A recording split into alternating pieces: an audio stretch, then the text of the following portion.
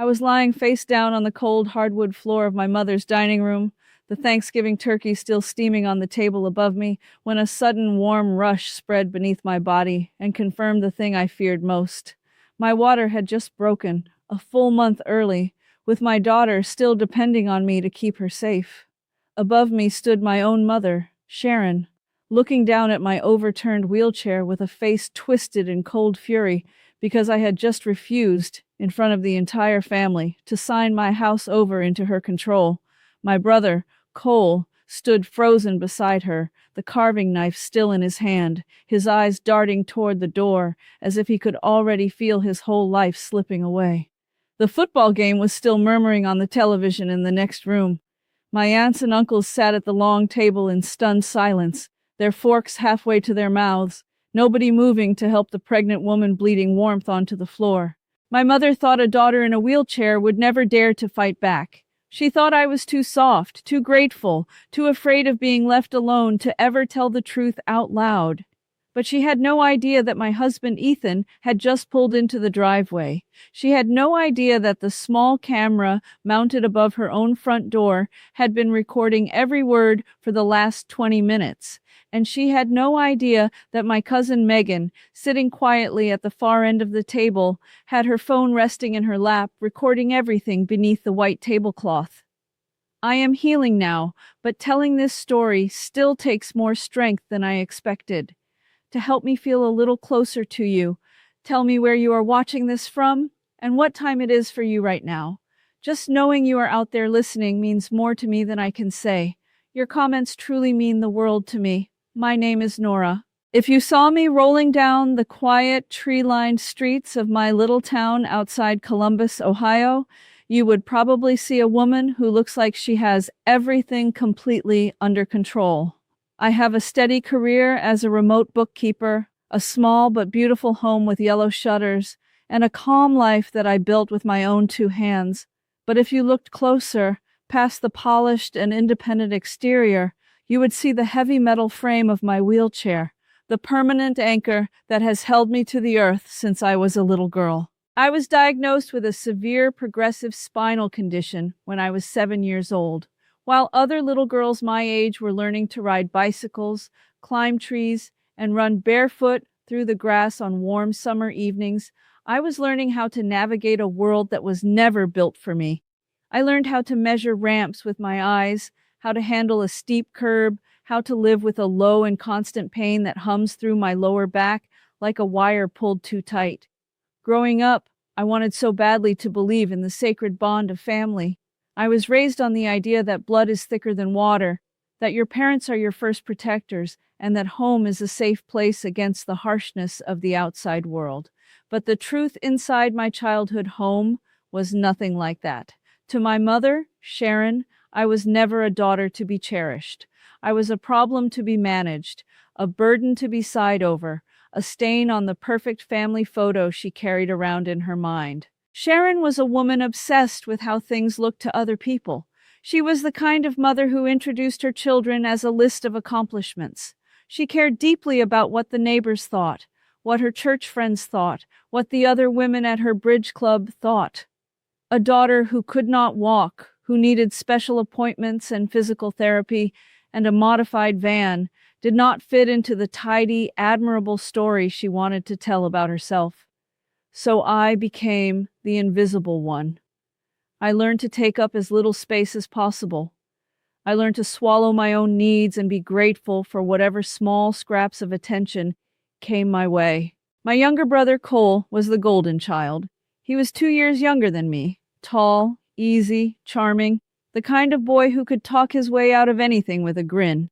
From the day he was born, the whole house seemed to tilt toward him. When Cole wanted to play travel hockey, my parents instantly found thousands of dollars for ice time, equipment, and tournaments 3 states away. It did not matter that the same month my doctor said I needed new physical therapy sessions to protect the strength in my upper body, and the money for that was suddenly, mysteriously, too tight to find. The one person who truly saw me was my grandmother, Ruth, my mother's mother. Grandma Ruth learned everything about my condition so she could help me without making me feel small. She would sit beside my wheelchair on her front porch for hours, telling me stories about her girlhood, admiring my drawings, telling me that I had the sharpest, kindest mind in the whole family.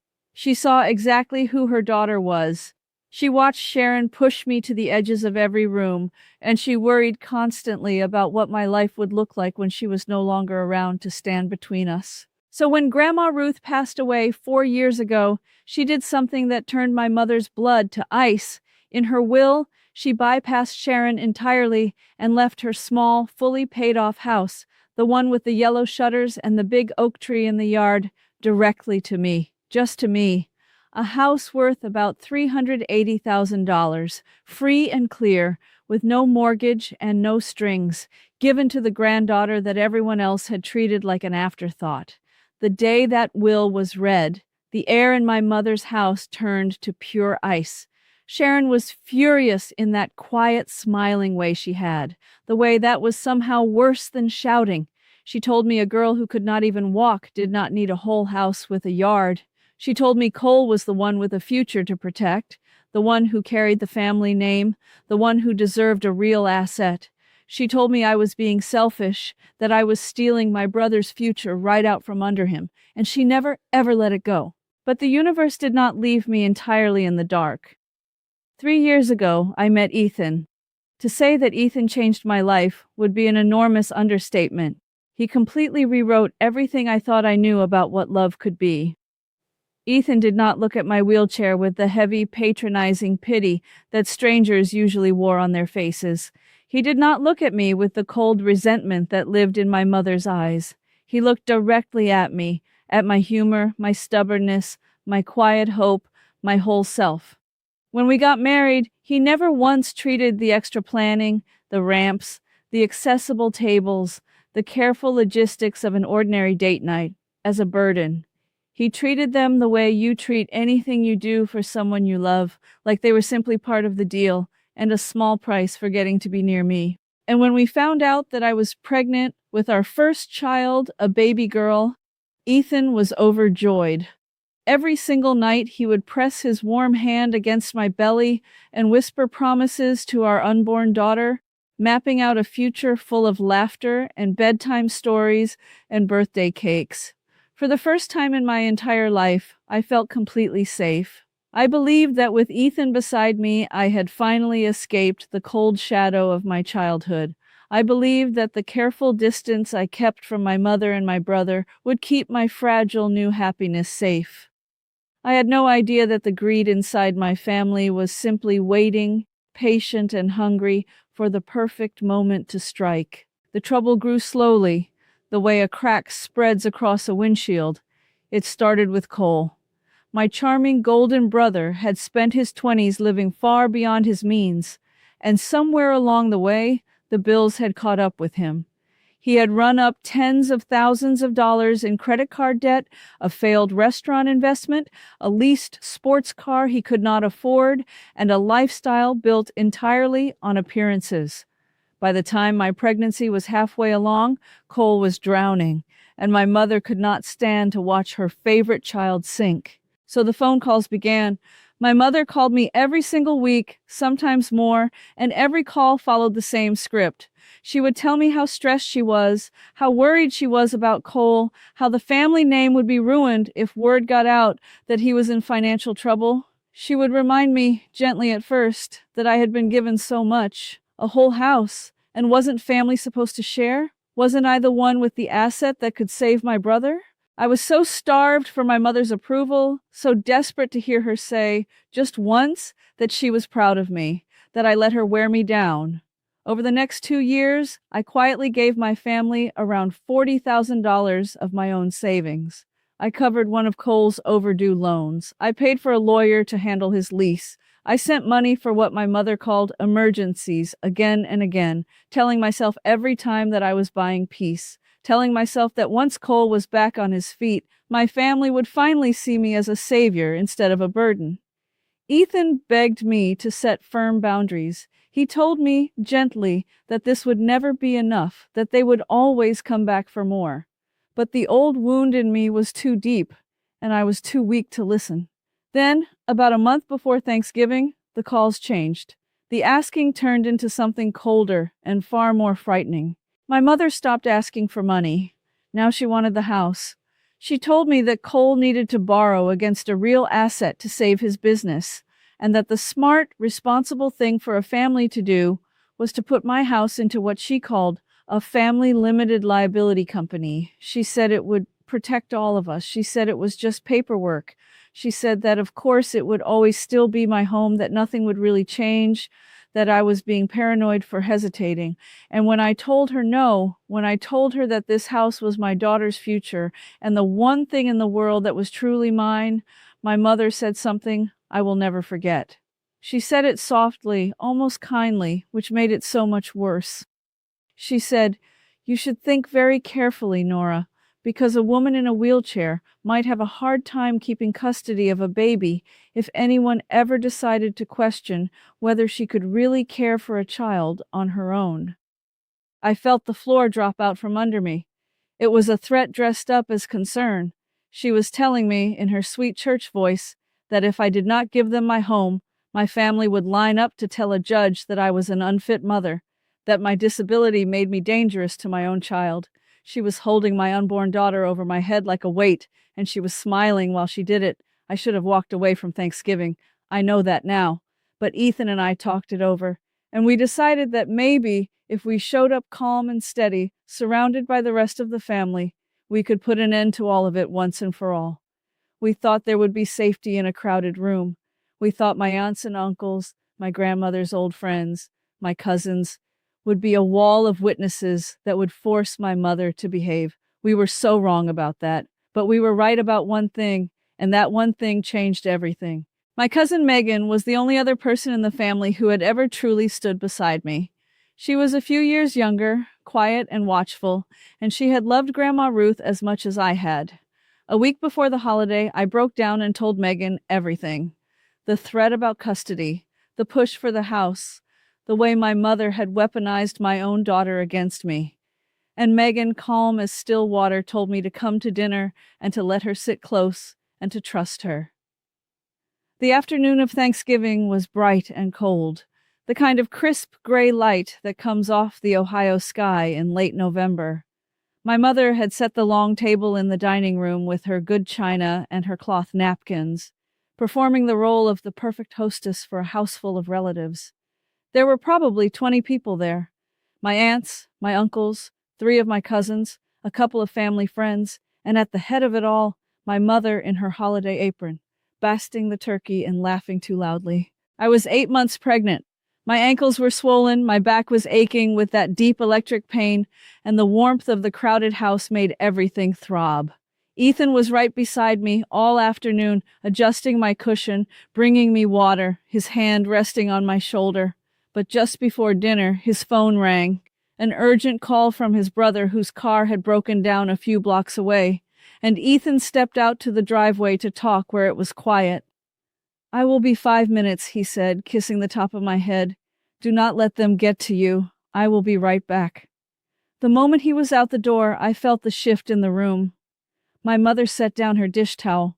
My brother Cole pushed back from the counter, and the 2 of them walked straight toward me, where I sat near the end of the long table. My mother did not pull me into a private room. She did not lower her voice. She stood right there in the middle of her own dining room, in front of every relative she had spent her whole life trying to impress, and she set a thick folder of papers down on the table in front of me. "Nora," she said, her voice smooth and bright, "we are going to take care of this today, as a family. Just sign the papers, sweetheart, and we can all enjoy our dinner."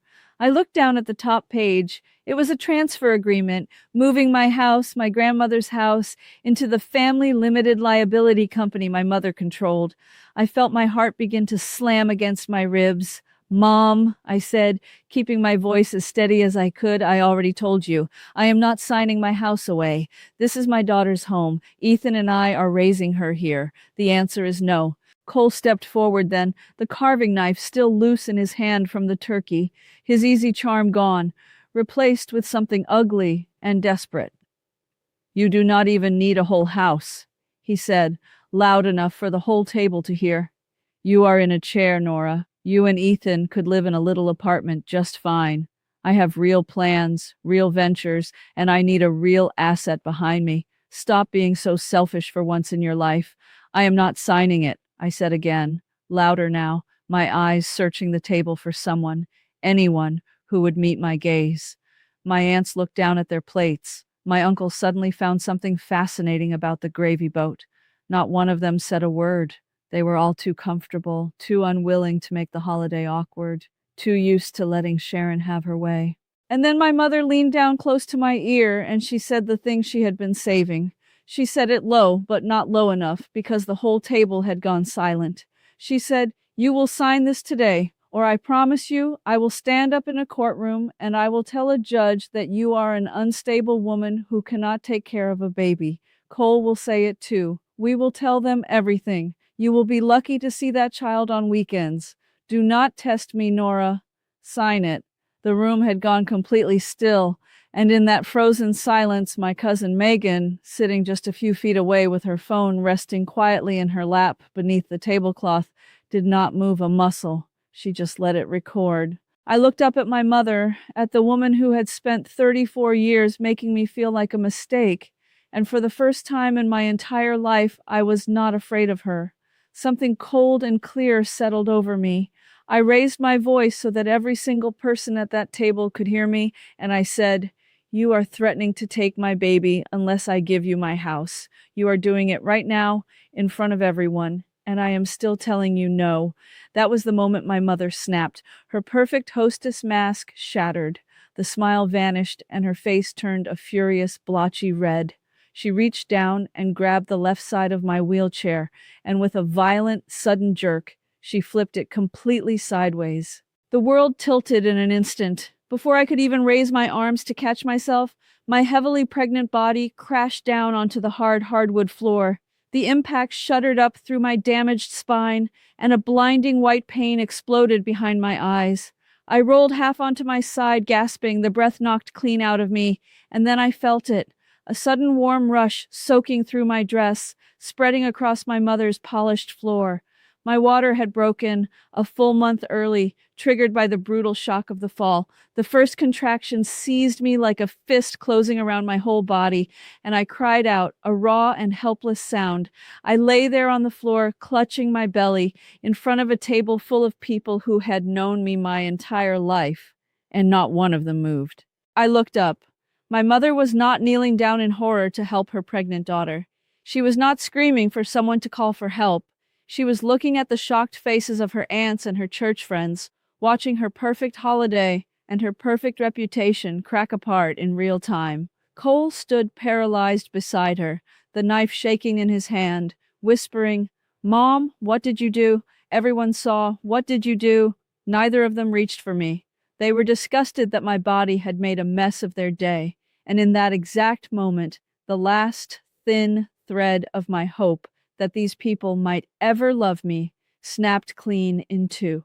The tears in my eyes went cold, and the fear in my chest turned into something hard and clear and unbreakable. I understood, lying there on that floor, that my survival, and the survival of the innocent life inside me, depended entirely on me dropping the lie that these people were my family. I did not waste my breath crying for their help. Instead, I dragged my arm up to my chest with the last of my strength, and I pressed my thumb hard against the side button of my watch. Months earlier, because of my high-risk pregnancy and my spinal condition, Ethan and I had set up an emergency shortcut. One press to call for help, broadcast my location, and begin recording. The screen flashed a silent, vibrant red. I laid my head back down on my arm and let the watch listen to the room, to the gasps of the relatives, to my mother and brother whispering frantically about what this would do to them. What my family never understood was that I was never as powerless as they needed me to be. My mother had spent the last year bragging at every gathering about the new security system she had installed, the little camera above her front door that let her watch the porch from her phone. That camera had a clear view straight through the open entryway into the dining room, and it had been recording everything, the threat, the demand, the moment she flipped my chair. And beneath The white tablecloth just a few feet away. My cousin Megan had captured all of it, too. Threatening to take someone's child to force them to hand over property is not just cruel, it is extortion. It is a felony. And it was all on camera in 2 places beyond anyone's reach. The front door burst open. Ethan ran into the dining room, his phone still in his hand, and the color drained out of his face the instant he saw me on the floor beside my overturned chair, the dark stains spreading across my dress. He crossed the room in a heartbeat and dropped to his knees beside me, his hands trembling as they hovered over my belly. Nora, oh my God, Nora, what happened? He choked out, his voice cracking. My water broke, I whispered, gripping his sleeve as another contraction tore through me. She flipped my chair. Ethan. She threatened to take the baby, and then she flipped my chair. I watched my husband's face change into something I had never seen before, a deep and towering fury. He rose slowly and put his whole body between me and the 2 of them. My mother was already spinning her story, her hands raised, her voice loud enough for the relatives to hear. It was an accident, she said. She got dizzy from the heat and lost her balance. She fell out of the chair all on her own. You all saw it. But before she could finish her lie, the room filled with the sound of sirens, and red and blue lights washed across the windows of my mother's perfect house. Because my watch had broadcast a medical and domestic emergency, the paramedics and 2 officers had come fast, rolling right up the driveway. 4 paramedics rushed through the front door with a stretcher and their bags, pushing past the stunned relatives who finally scrambled out of the way. Behind them came 2 uniformed officers, their faces grim.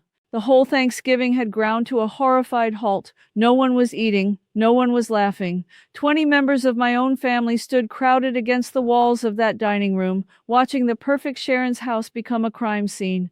As the paramedics gently fitted a brace around my neck and checked my daughter's heartbeat, I reached out and caught the sleeve of the nearest officer, a steady woman whose badge read Reyes. It was not an accident, I said, and my voice came out clear and certain across that silent room. My mother flipped my wheelchair because I would not sign my house over to her, and before she did it, she threatened to lie in court and take my baby away unless I gave it to her. It is all recorded. The camera above her own front door saw it, and my cousin recorded it too. Officer Reyes looked toward the door, where the little camera blinked its small light. She looked at Megan, who quietly lifted her phone from beneath the tablecloth, her hands shaking, and nodded. Then the officer looked at my mother. Megan pressed play. My mother's own voice filled the dining room, smooth and venomous and unmistakable. You will sign this today, or I will stand up in a courtroom and tell a judge you cannot take care of a baby. Followed by the sharp metallic crash of my wheelchair hitting the floor and my cry of pain. Cole's face went white as paper. He set the carving knife down on the table very slowly, as if it had become too heavy to hold, and he sank back against the wall. He understood, in a single second, that his whole comfortable life was over. My mother tried to speak. "Officer," she said, her voice cracking for the first time in my memory. "You have to understand the family situation here. You do not know what she is like." "Ma'am?" Officer Reyes said. "I need you to put your hands behind your back." The other officer was already moving toward Cole. And right there, in the center of her own beautiful dining room, in front of her aunts and her church friends and the relatives she had spent her whole life trying to impress, the police closed handcuffs around my mother's wrists. The small, sharp click of that steel was the most peaceful sound I had heard in 34 years. As the paramedics lifted me onto the stretcher and began wheeling me toward the door, the officers walked my mother and my brother out right behind me. We moved together through the crowd of frozen relatives, past the steaming turkey nobody would ever eat, out into the cold gray light. I watched my aunts pull out their phones. I watched the people who had spent decades looking away from me finally see the truth with their own eyes. And through it all, my cousin Megan walked beside my stretcher, holding my hand, never letting go. The bright lights of the hospital delivery room were a world away from the cold of my mother's house. For 11 long hours, my body fought through a high-risk premature labor, and because of my spinal condition, the medical team had to watch every change in my blood pressure with enormous care. Through every contraction, through every frightening hour, Ethan never left my side. He held my hand so tightly, his knuckles turned white, wiping the sweat from my forehead, reminding me again and again that we were a team, that we were almost there, that our daughter was coming. And then, at 4:12 in the morning, the tense quiet of that room was broken by the most beautiful sound in the whole universe, a sharp, healthy, furious cry. Against every odd, despite the violence and the terror and the fall, the doctor laid my newborn daughter on my chest, and she was perfect, tiny and early and absolutely perfect. We named her Ruth, after the grandmother who had seen me when no one else would. As I looked down into her bright new eyes, I felt a massive weight lift off my chest. The cycle was broken. She was safe. She was whole. And she would never, ever know the cold and conditional love that I had spent my entire life trying to survive. While I recovered with my baby girl, the law moved quickly. The footage from the doorbell camera, my cousin's recording, the audio from my watch, the medical reports, and the statements from 20 relatives who could no longer pretend they had seen nothing, left my mother and brother with no defense at all. Within days, the local news ran the story, and the whole community learned exactly who Sharon really was. My mother was charged with aggravated assault on a pregnant woman causing serious bodily injury and with extortion for threatening my child to force me to hand over my property. The evidence showed both the cruelty of the act and the greed behind it. 8 months later, she was sentenced to 16 years in state prison. Cole was charged as well for his part in the threat, and the prestigious business partners he had been chasing vanished overnight when the scandal broke. His failing ventures collapsed for good, and he was left buried under the debt he had tried so hard to hide. In the end, he and the rest of the household that had once revolved around him sold what little they had to cover their legal bills, and they ended up scattered, broke, and alone. My cousin Megan, who risked everything to record the truth, became one of the closest people in my life.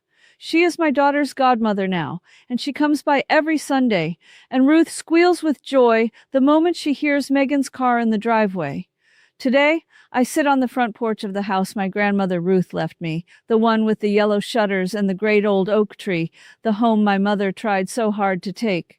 The cool autumn air moves through the branches while Ethan laughs in the yard, holding our daughter's small hands as she takes her first wobbling steps across the grass. My family tried to use my disability to convince the world that I was weak, that I was less than, that I could not be trusted with my own life or my own child. What they never understood is that true strength does not come from the legs or from the spine. It comes from the heart and the mind and the fierce determination to protect the people you love. I lost a mother who never loved me and a brother who only ever took. But I gained something far greater, a life filled with safety and peace and a love that asks for nothing in return. Looking back, I never imagined that this much happiness could exist on the other side of that nightmare. Their greed destroyed them, while love and truth built a better future for me and my little girl. Do you think the punishment fit the crime, or would you have handled things differently? Let me know in the comments below. And if this story moved you, please subscribe and tap the bell, because there is a new story here every single day. Thank you so much for listening.